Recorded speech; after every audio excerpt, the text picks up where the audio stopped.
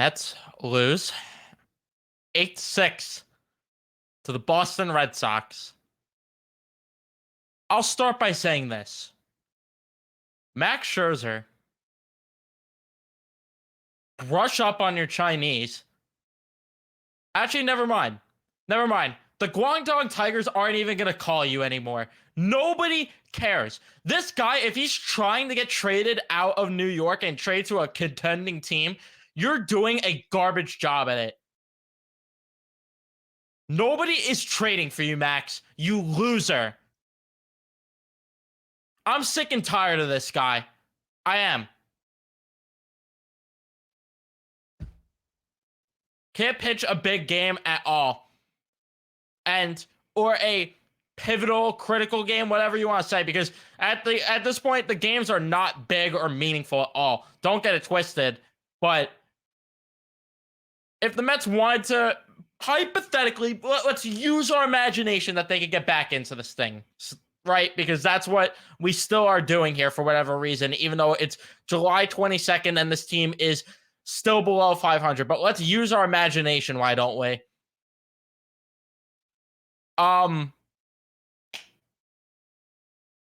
If they wanted to get back in contention,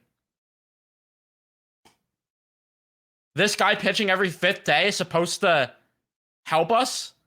This guy pitching every fifth day is going to move the needle and get us to. I don't care if it's recency bias. I say it all you want in the comment sections. Tell me about players that you will be like, oh, well, you're too young to remember this player. That's what I'm sure some of the comments will be. I don't care. This is the worst signing in Mets history.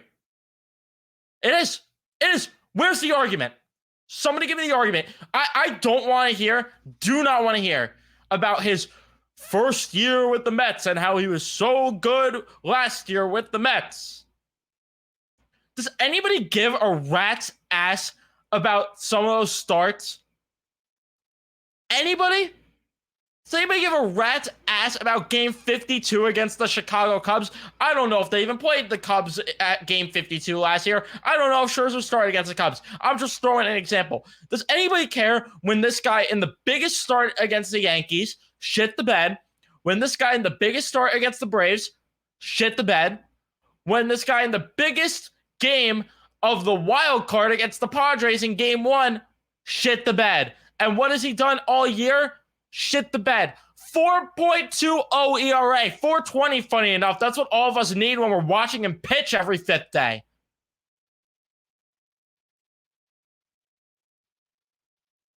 I've had it. I've had it with this loser. And I haven't even got to the game. There is 0 point in talking about this game. Right? Right? What's the point?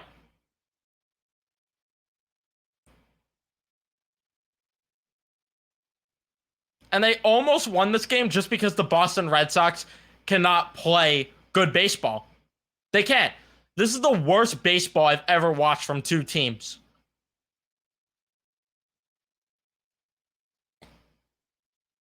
If Jorge Alfaro makes a better throw, I mean, we're talking about a completely different ball game potentially here.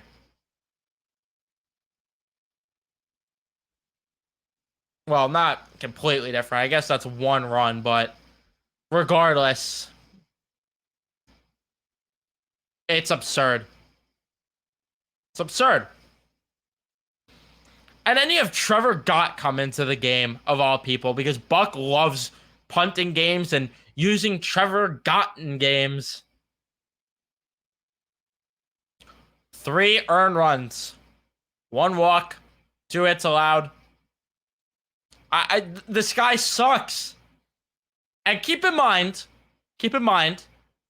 they gave up an asset and essentially paid $8 million to get this guy.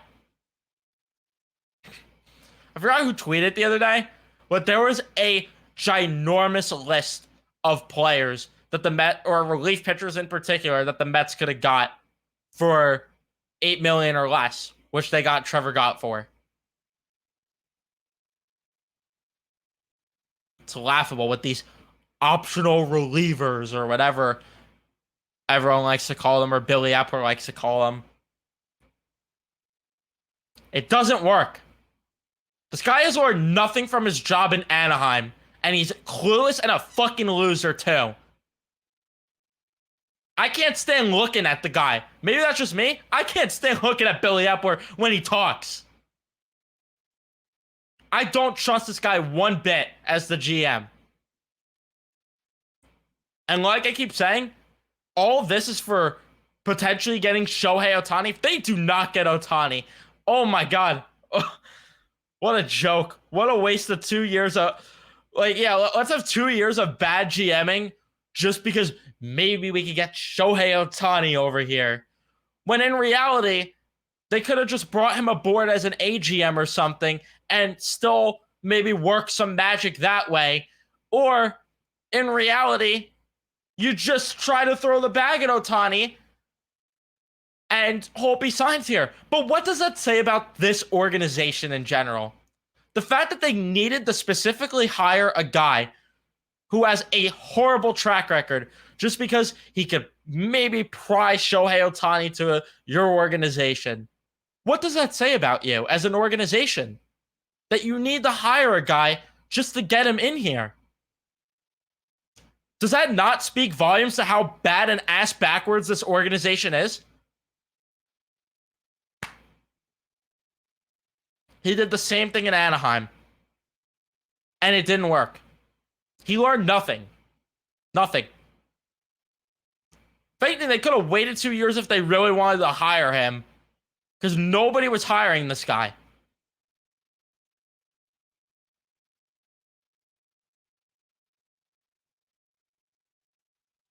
I'm just so pissed off that last year just completely fooled everyone. It makes everyone think that this team is better than they actually are.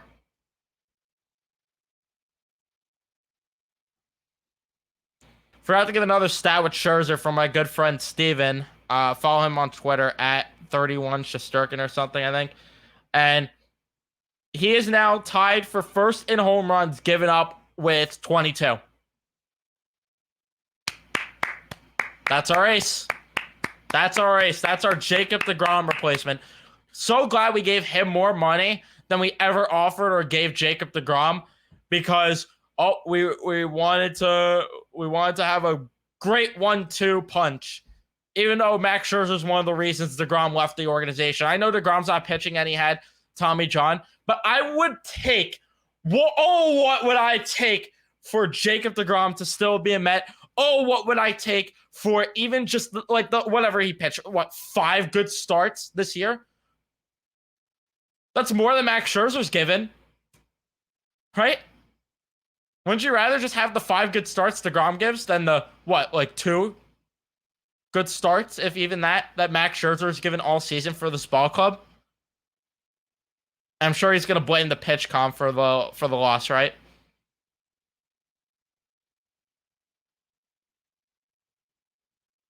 Can't wait. Let's see if he's... Oh, yeah, we do have a Max Scherzer post-game comment. On approaching the trade deadline, I'm not talking about trades. I'm here to win with the Mets. They're not winning shit with you, buddy.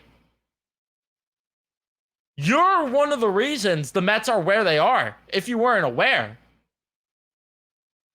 And nobody is trading for you anyway. Nobody wants you.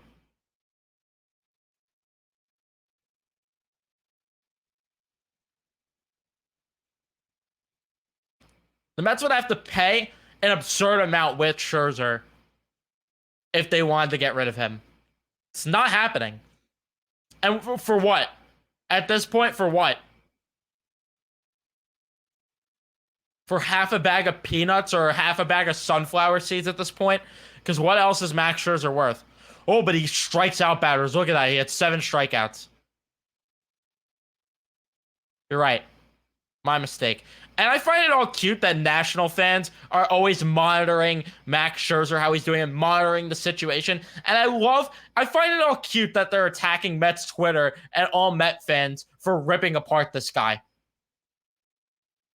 Are we supposed to applaud Max Scherzer for giving up 5 runs a start? Is that what we're supposed to be doing? And hard contact galore? Oh, good job, Max. You put on the uniform, you went out there, and you gave it your all. Ah, dang it. Didn't go so hot, but you know what? You have a fifth day. Every fifth day, you have a chance to turn around and go back out there and do it all over again, Max. No, shut up. You know who thinks like that? Loser fan bases, loser teams, losers think like that. Losers.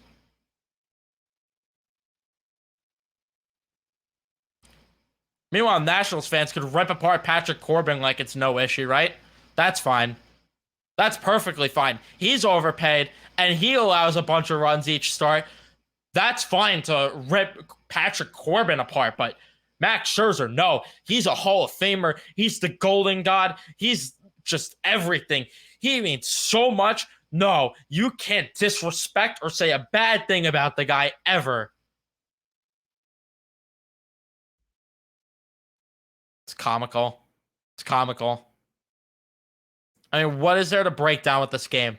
Max Scherzer let up what, 4 home runs in this game?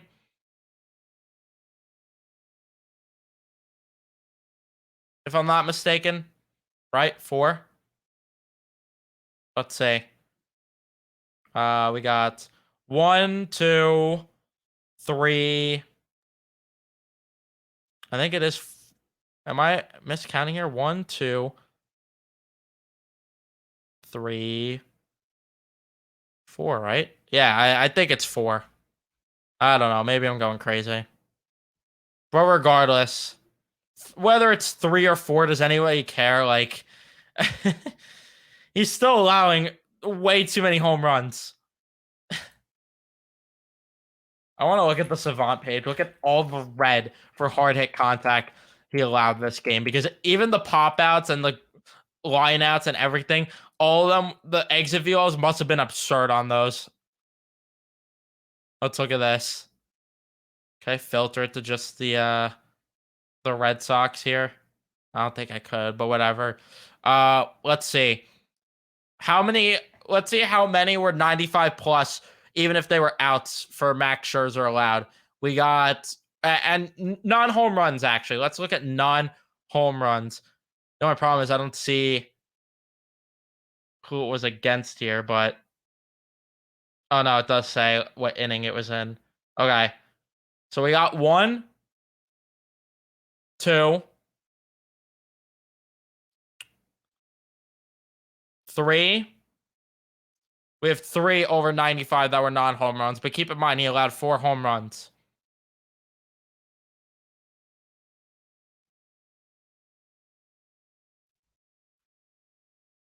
And even over 90, way too many for our supposed ace.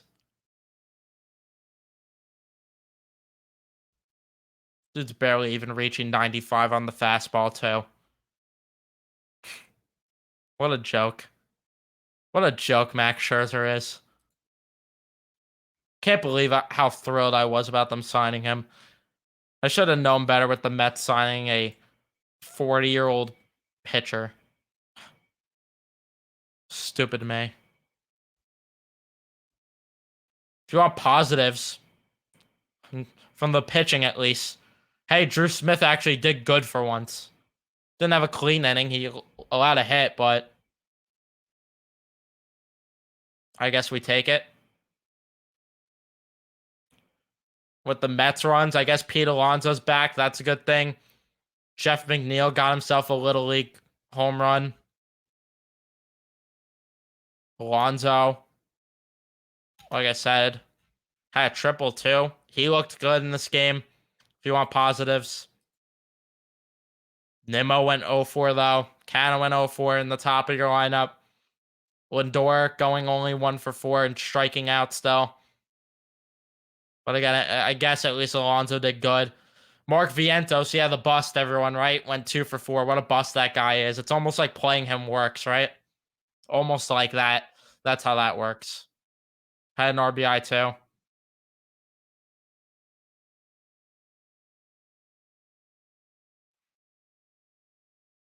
I don't know why I continue to waste my breath and time and energy with this baseball team. Outside of the fact that I'm trying to make content for you guys, but I know I said it last time, but I really should just stop watching the games and then just make the recaps looking at the box score instead of just wasting my time. Because why am I wasting all this time of my life watching this baseball team at this point? Because there's nothing to look forward to.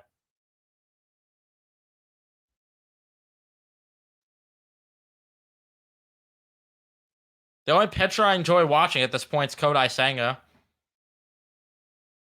And then David Robertson closing, but he'll be gone within a couple weeks.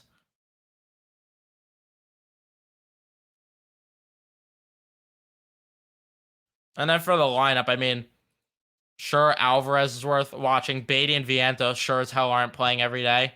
So it's not like I'm watching for them. Oh, but right. How could I forget? I'm so blinded. How stupid am I? They're only 7 games back with so much baseball left. Oh, they could turn it around, right? I'm so sorry, everyone. I'm so stupid. That's why we're watching the games. 7 games back is nothing. Look at all the teams that have done that before.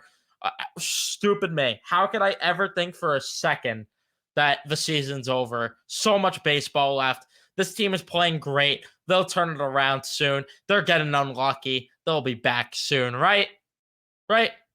That's the attitude to have, right? Is that better for all you positive Peters of the world?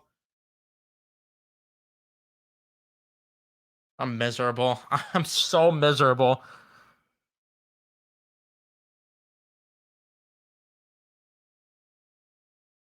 Good thing we get to do it all over again tomorrow, though, right? Get to win a series, correct the mistake, and just do it all over again. Ah, oh, can't wait. Can't wait to do it again tomorrow. With Carlos Carrasco on the mound. Yes. In the bandbox that is Fenway Park 2. First inning home runs. He's going to stop allowing those tomorrow. We'll be back at it again and get it done and win the series. And then we'll only be 6 back. And we're going to be right in the thick of things soon. Don't you worry. I'm convinced that this fan base won't give up on the season until they're officially eliminated. Even then, somehow people will think they'll make the playoffs, right? Like the MLB is just going to invite them in. Cannot wait for the off day on Monday. Cannot wait.